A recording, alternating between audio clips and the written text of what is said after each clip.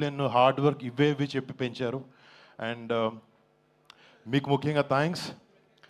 And first మా సినిమాలో పనిచేసిన టీం అందరికీ పేరు పేరున గాంధీకి ఒక మంచి కథతో ముందుకు తీసుకొచ్చి నాకు ఈ అవకాశం ఇచ్చిన ఒక కొత్త యాంగిల్ చూపించావు. Thank you so much man.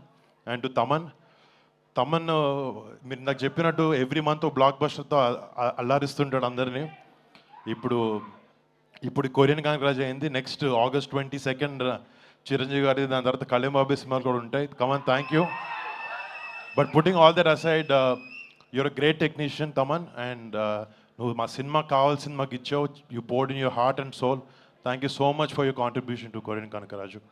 And మా ప్రొడ్యూసర్స్ రాజీవ్, వంశీ అన్నకి, యూవి అన్నకి, UV creations and first time ఎంటర్టైన్మెంట్స్లో ప్రతి ఒక్కరికి, క్రిష్కి, అందరికీ పేరు పేరున big thanks. You been great support.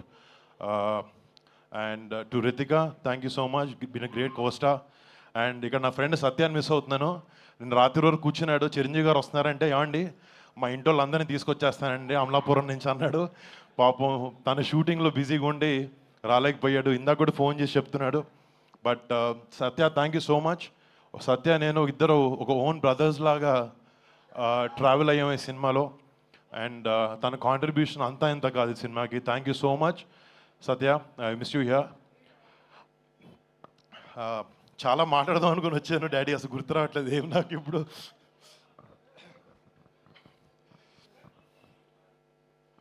అంటే నాకు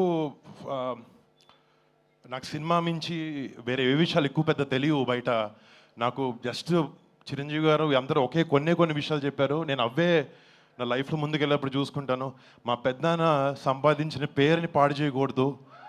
మా అమ్మ నాన్న కళ్ళల్లో ఎప్పుడూ గౌరవం కనపడాలి, గౌరవించాలి అందరూ.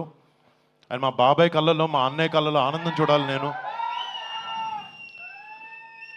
ఎప్పుడు ఈ మూడే విషయం ఆలోచిస్తూ ఉంటాను.